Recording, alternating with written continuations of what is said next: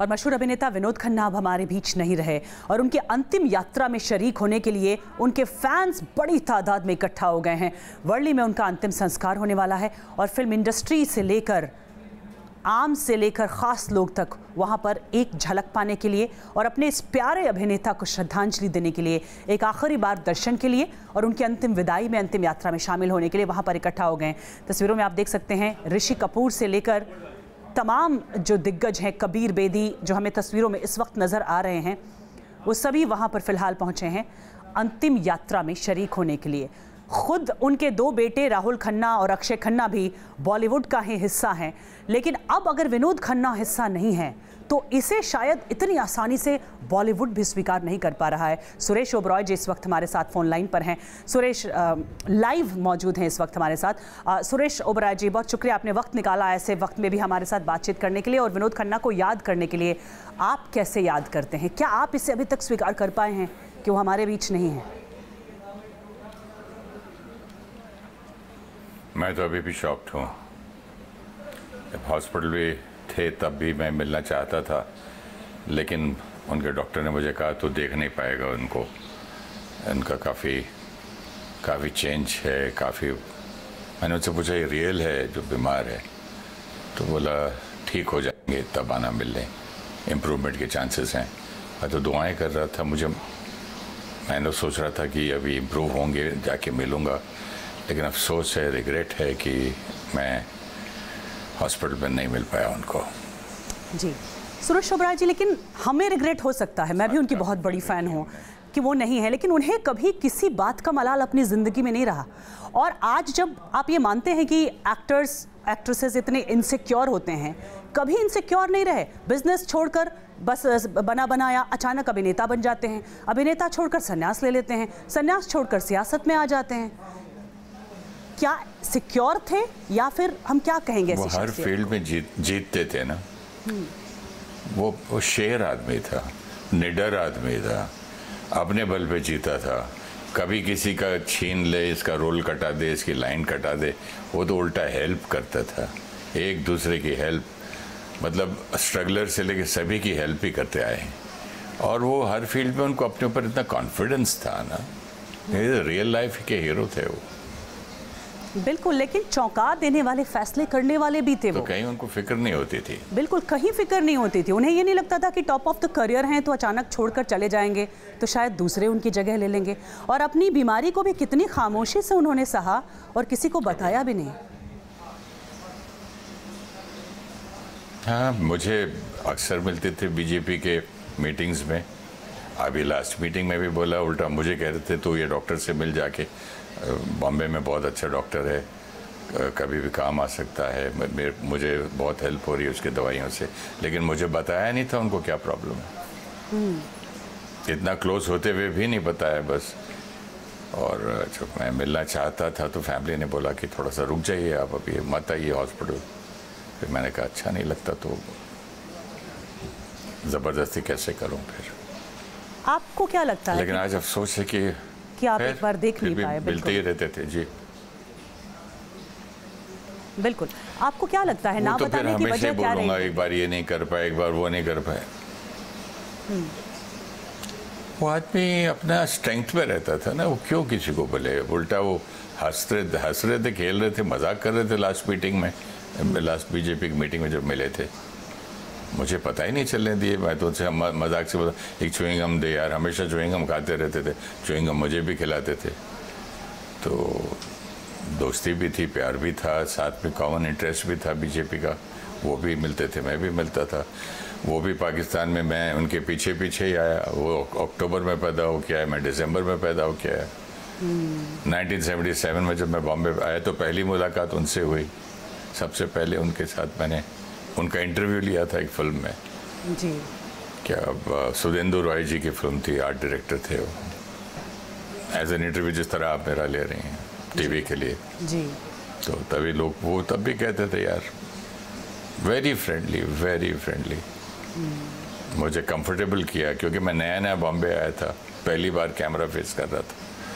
तो गले मिल के कहते यार, लोग कहते तू तो मेरी तरह लगता है, बैठ जा। शक्ल हमारी मिलती है कि वाकई में देखने तो थे, ऐसे करके उन्होंने मुझे कंफर्टेबल किया था। बड़ी सारी प्यारी यादें हैं आपके जहन में उनको लेकर, और वो भी क्यों ना, बिल्कुल, क्योंकि आपने पाकिस्तान से लेकर फिल्मी दुनिया तक और फिल्मी दुनिया से लेकर सियासत तक आप उनके लगातार साथी रहे, तो शायद विनोद खन्ना क्या शख्सियत थे आपसे बेहतर कोई नहीं जानता। उनके पीछे ही रहा है, बिल्कुल पीछे रहा उन्हें कि वो अक्टूबर में निकले, मैं दिसंबर में निकला। वो बॉम्बे आए फिल्म के लिए, मैं भी बॉम्बे आया फिल्म के लिए, वो भी बीजेपी ज्वाइन की, मैं भी जो उन्होंने किया वो अचानक मैंने भी किया। ग्रेट मैन, मर्द आदमी था। आपको लगता है कि कुछ ऐसे उनकी शख्सियत के अनछुए पहलू हैं जिसे शायद हम और दुनिया अभी तक नहीं जानती है, जो आप जानते हो, जो हमसे और उनके फैंस के साथ आप शेयर करना चाहते हो? बहुत अंदर से बहुत स्पिरिचुअल थे और बहुत काफ़ी सेंसिटिव थे और बताते नहीं थे कभी, आज तक कभी उन्होंने मुझे कोई दुख नहीं सुनाया। हंसते ही रहते थे, मजाक ही करते रहते थे।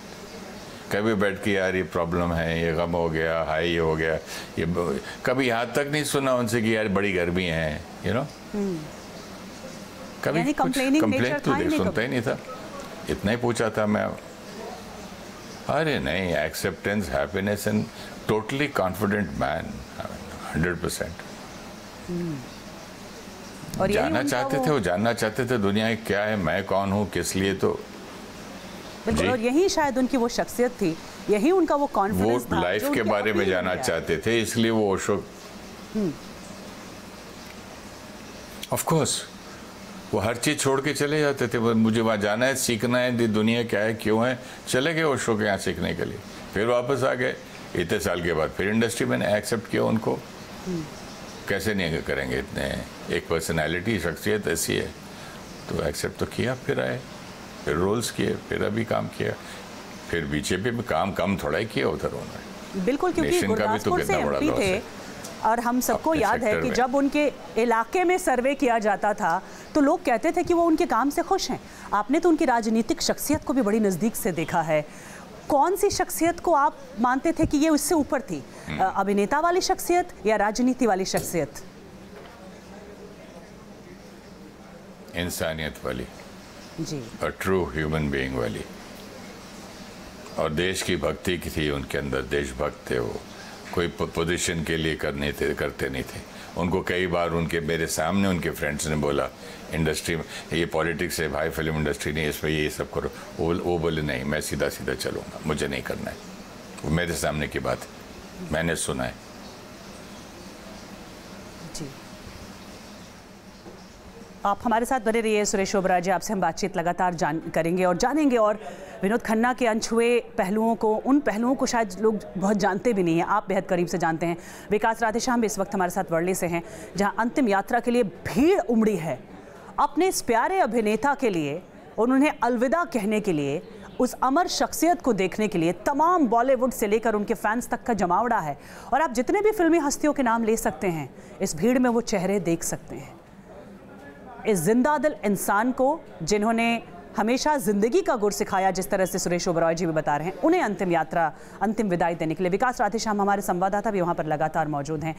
विकास, कितनी देर बाद अभी अंतिम संस्कार होना है? जी देखिए, अभी कुछ ही पलों में जो है अंतिम संस्कार शुरू हो जाएगा, लेकिन मैं आपको बता दूं सारिका, आज का दिन जो है वो कहीं ना कहीं बॉलीवुड में जो थर्सडे, ब्लैक थर्सडे जाना जाएगा, क्योंकि फिरोज खान साहब ने भी आज के दिन ही अंतिम सांसें ली थी अपनी, और आज विनोद खन्ना साहब हमारे बीच नहीं है। लोगों का हुजूम और उनकी आंखें जो है वो साफ तरीके से इस बात की दस्तक दे रही हैं कि बिल्कुल, हम तस्वीरें जरा दिखा दें विकास। अमिताभ बच्चन पहुंच गए हैं वहां, अभिषेक बच्चन भी उनके साथ हैं, और अमिताभ बच्चन वो शख्सियत, एंग्री यंग मैन उस जमाने के, जब कहा जाता था कि विनोद खन्ना ही वो एंग्री यंग मैन जैसी छवि पालते थे, जिसको कहा जाता था कि वो अमिताभ बच्चन को टक्कर दे सकते हैं। और आज जब खबर मिली तब अमिताभ बच्चन एक प्रेस कॉन्फ्रेंस कर रहे थे, और उस प्रेस कॉन्फ्रेंस को बीच में छोड़कर वो उठ गए। वो इतने अपसेट हो गए, इतने गमज़दा हो गए कि वो शायद उस प्रेस कॉन्फ्रेंस तक भी रुक नहीं पाए और वहाँ से उठ गए, और अभी सीधे यहाँ पहुँचे अंतिम संस्कार में, अंतिम दर्शन के लिए। विकास, और कौन कौन से हैं और कौन से वो करीबी दोस्त हैं जो विनोद खन्ना के बेहद दिल के भी करीब थे, उनकी शख्सियत के, उनकी ज़िंदगी के, जो वहाँ पर पहुँचे हैं? देखिए, अभी सारिका, लोग जो हैं बॉलीवुड सितारे लगभग सारे यहाँ पर पहुंच रहे हैं, लेकिन जो मैं आपको बता दूं, घर की बात करें, जो घर पर अभी अब्बास मस्तान साहब जो हैं बहुत करीबी उनके माने जाते थे विनोद खन्ना साहब के, वो यहाँ पर पहुंचे हैं।